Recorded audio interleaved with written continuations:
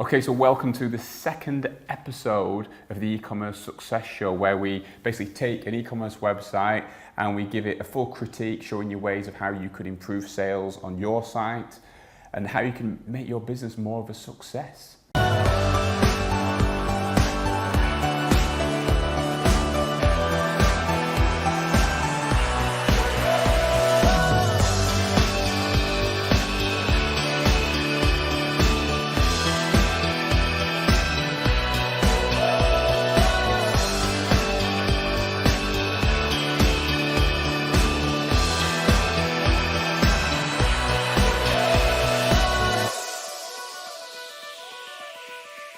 And so the site we're looking at today is Fabulous Furniture, which is, unsurprisingly, a site selling furniture. And the opinions here aren't just my opinion, these are the opinions of the 70 or so people who actually work at EKM. You know, we've been helping people build successful online shops now for nearly 18 years. So we do know something about building a successful shop. And so we basically collated all that feedback and I'm going to try to deliver it. I've got absolutely tons here, so I'm probably not going to get through all of it, but we'll see how we get on. So first impressions of a site like this are mega important, like any website, and you literally have a few seconds to make a first impression, and straight away you can see the sort of furniture they're selling. You can also see that it is a reputable business. You can actually see on here that they've got a showroom. This isn't a drop shipper, or it doesn't appear to be a drop shipper anyway. The images are making it look like a proper place there, so it's giving me some confidence as well. It's also got phone numbers on there as well. I mean, I don't particularly like the scrolling ticker thing. It's a bit 1980s, but it has got the phone numbers on there. So it's filling me with a little bit of confidence and actually, you know, there's something that we can actually do. The other thing as well, the other thing to bear in mind here is that obviously I'm looking at this on a desktop, actually on a rather large screen here. That's not how most people actually do it. Most people are going to actually view the site sat on the sofa at night on the mobile phone, okay?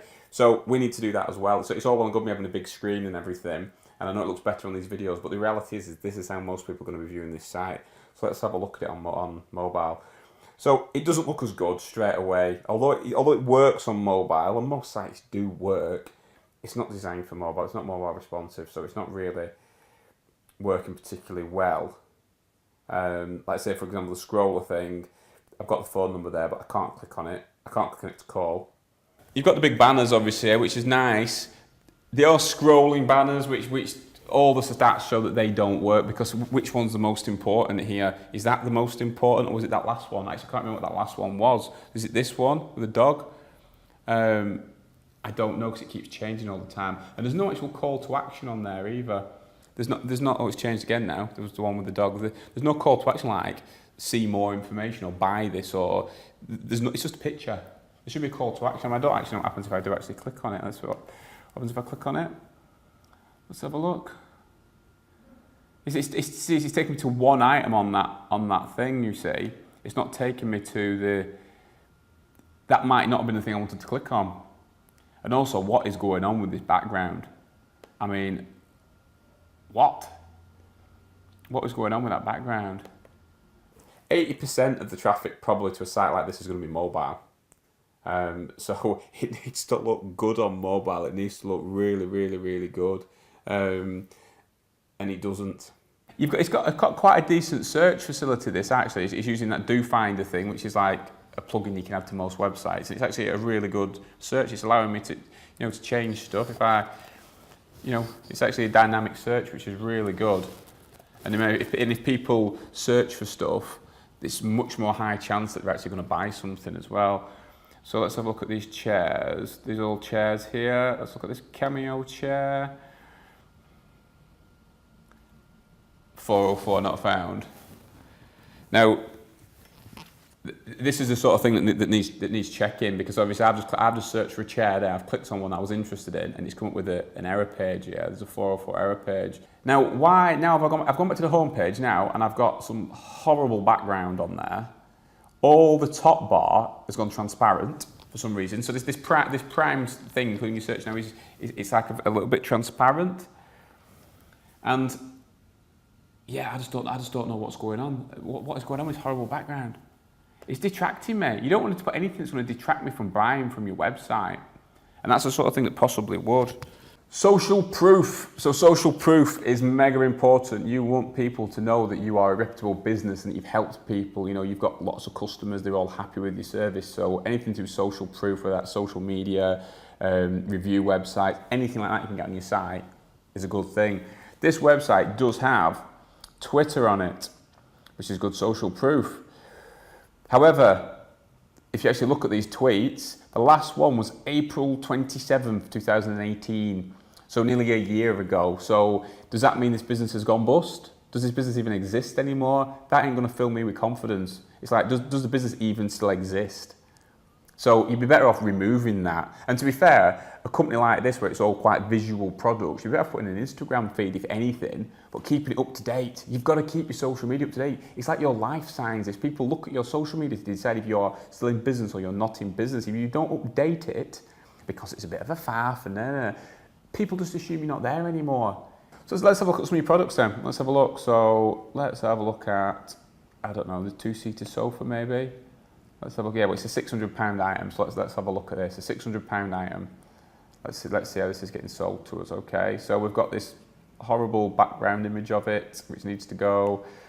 One image.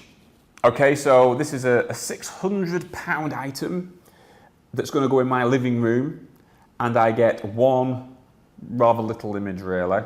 I can zoom in, you know, product zoom's good, but I want more. I want more than one image. It's not really telling me much about it. I mean, the descriptions are better than a lot of sites, to be honest. You know, there has been some effort gone into in terms of it with you trying to tell me about the products and tell me the benefits and stuff. But I need more pictures. Why is there no video? It could be a video of someone walking around this this sofa as well, showing it me, telling me about it. It's easily done. You can do it with your mobile phone. You want to reassure me that I'm safe to buy this stuff, so there's no like information on here about returns or anything like that. Like, what confidence am I getting to buy this? If I'm going to spend £600, I should have a bit more confidence on this page that there's, you know, there's no quibble returns policy, deliveries included, whatever, all this kind of stuff that's going to give me confidence to buy.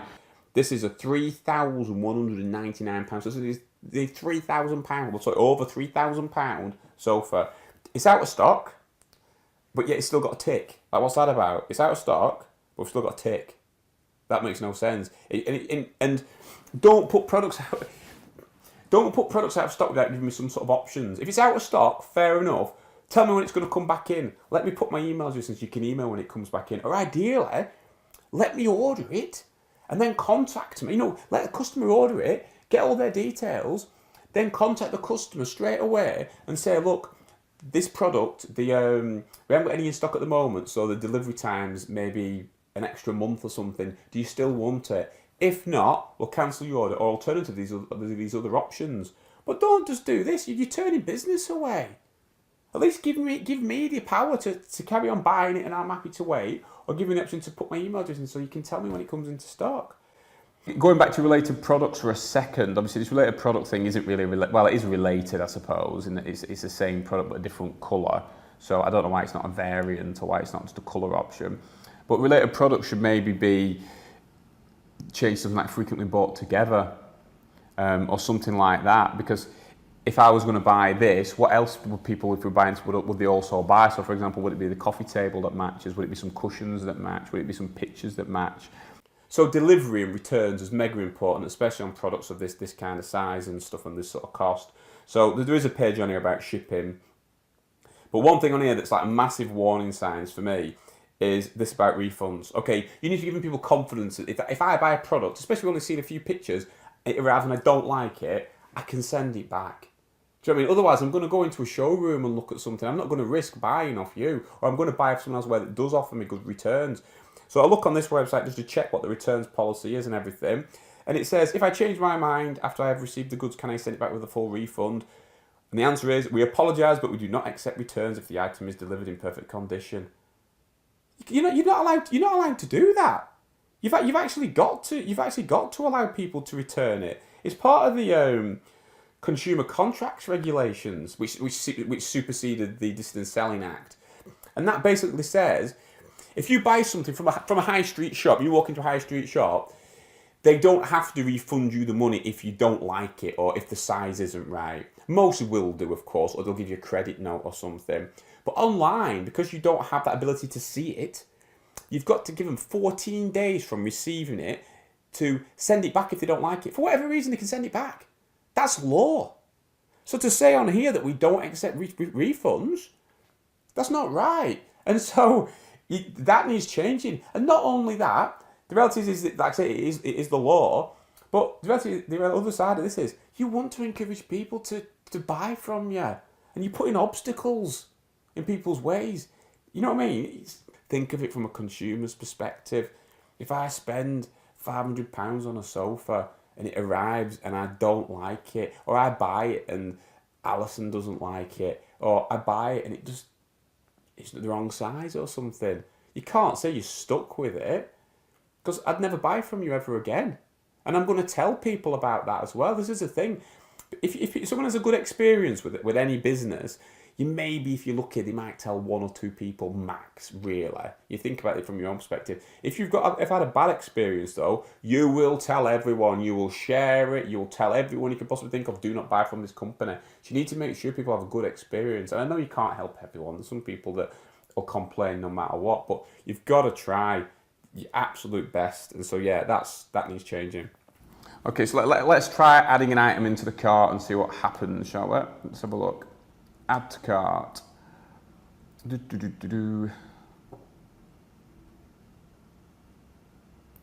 Okay, so it's added into the cart. Now, what it could have done here, which would have been a lot better, would be to use the mini cart, because it has a mini cart at the top. So what it could have done is to just say, item added to the cart, continue shopping, to encourage me to carry on buying. What it's done is says it's taken me to the shopping cart, which again, it's a bit of an old way of doing things. So it's actually taking me to the shopping cart as opposed to allowing me to carry on shopping, which is a bit disappointing. All the buttons are black or grey.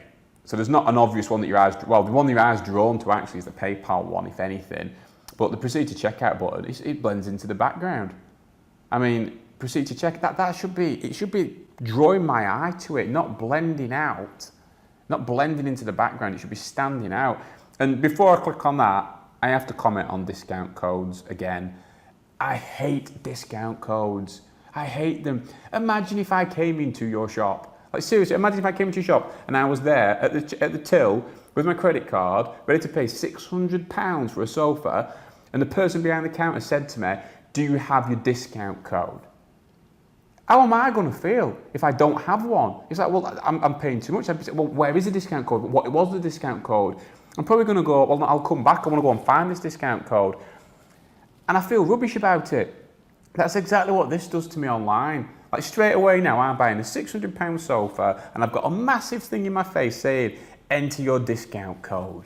So what am I going to do? I'm going to do what everyone else does and open another tab and start searching for a discount code. And then I'll probably stumble across a competitor that has the same product cheaper than you, and I'll buy it there. Because if I can't find the coupon code, I'm not coming back. Or I might forget about it. And so, get rid of discount codes. Change it. Put it through. If you're going to put them on, and don't get me wrong, the actual idea of discount codes and coupons is great. It's great for getting people to come back and buy from you. But putting it right on the checkout like this, on the cart, it's just stupid. Move it more into the actual checkout flow. Reword it so it says something like, do you have a gift voucher or coupon code? Or gift voucher or discount code? That way then it's like, oh, well, no, I don't have a gift voucher, it's fine. You don't feel like it's obvious that you're missing out on something. Proceed to checkout. Let's have a look at this. Again, it's a very basic looking checkout. There's nothing wrong with that, but it is very basic. It could have things like postcode lookup and stuff like that, really. And the other thing that this is getting wrong is it's not removing all the clutter. So I'm now checking out. My focus needs to be on checking out. That's my focus. It's getting paid and getting this thing ordered. And instead, I've still got this scrolling ticker. I've got the big header at the top. I've got all these links trying to take me away. I've got all the social icons trying to take me away and remind me I should be on Facebook. Get rid of all that clutter. You want trust signals, but you don't want all this clutter. Get rid of that, simplify it, strip it all straight back. Contact us page. Again, people go to this to see where you are and stuff. They want to see a map, see where you are. So that's what we've got on here. Nothing. Contact us and there's nothing on there. Again, check your website. This should be a page which has got your address on, directions on how to find you, a map, a Google map of where you are, maybe a picture of your actual showroom.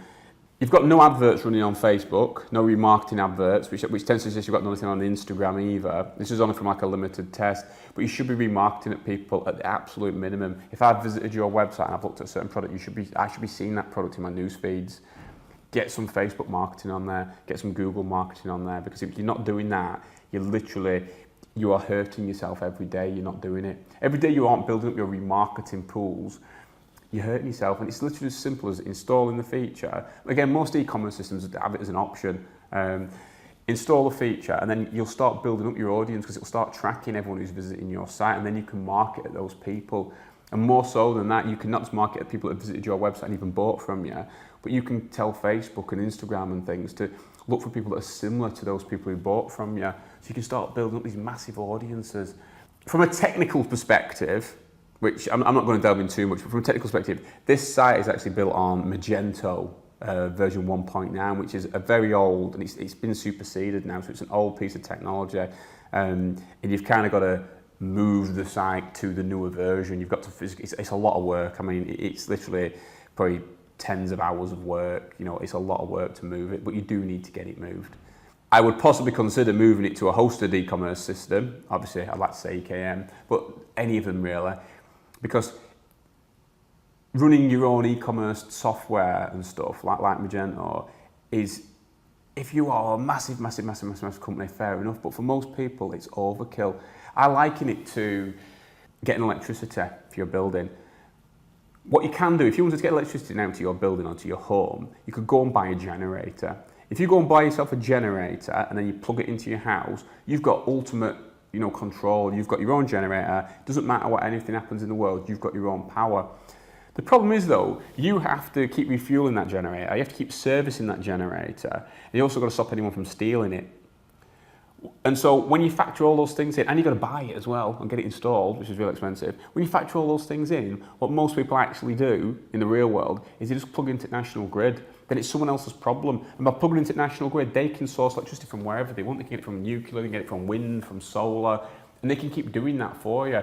And that's what this is like. If you're using like some software that you host and you run, like Magento, you've got the generator. So yes, you've got ultimate control, but for what benefit? You've got all that hassle as well. And so that's why a lot of people now are, it's why it's the most popular thing now. Everyone just runs hosted systems. It's the same reason why you'd never set up like an email server in your office anymore. You'd use like Gmail or something. It's exactly the same with e-commerce. Don't bring that hassle in. It's stupid. It really is. Just get it shifted out and let someone else deal with that hassle so you can concentrate on doing what you're good at, what you love to do, your business. This website, when you actually start delving into it, gives me no trust at all. You won't allow me to return my items. The social media is dead. The blog's dead. There's no new content on it. It looks like a dormant business. So you'd have to be very brave to order something off this site. It just looks out of date. And for something that's selling designer and modern furniture, to have a website that isn't modern or designer, do you know what I mean? It's your website, your brand, your everything has to represent what it is that you do. So if you're selling cheap products, then it's fair enough for your website to look cheap. Look at like Ryanair or something. They sell cheap cheap flights, and the website looks a bit cheap as well. It's like bright blues and yellows and stuff, and it looks value. So you can see what it is. You can see all the way through what it is. If you're selling fabulous furniture, designer furniture, your website, your brand, everything should be fabulous and all designery as well. And if this isn't, it doesn't represent your brand. And this is what's selling it, man. You only get a few seconds to make an impression on me. Because when I'm sat here watching telly on this, you're literally a flick away. A Facebook notification is going to come up or something else, and I'm going to be gone. Another thing from an SEO perspective, only one version of the website should work. So www.fabulousfurniture should work, or fabulousfurniture.co.uk should work. In this case, both versions of the site work, which basically means you've got two websites. You've got a www.fabulousfurniture, and then you've got a non-www version, fabulousfurniture.co.uk. You've got two versions of the site running. I can access both versions of those sites, which means anyone can, and it also means Google can. So Google thinks you've got two sites running, which means it'll penalise you for duplicate content. You need to make it so only one version of the site works. it's tough doing this because you don't want to criticise a website too much, because I know that someone's put a lot of passion and effort into this. I genuinely do mean that. But obviously the aim of this show is to critique a website, so I'm purposely being harsh. The team have purposely been harsh, so we can work away with improving this site, because I believe that we could improve this site. I believe you could improve this site. I believe anyone can improve this site with some I'd like to say some simple changes. There are ways you could evolve this site a little bit, but I think fundamentally, I think it needs a new theme. It needs moving off Magento onto another platform. I'd suggest a hosted one, and really get this site working, get it generating some money, because that's what a website's for. It really is, especially an online shop. It's there to generate money, and I think too many people, they don't really do it properly. They don't do it. They play at it.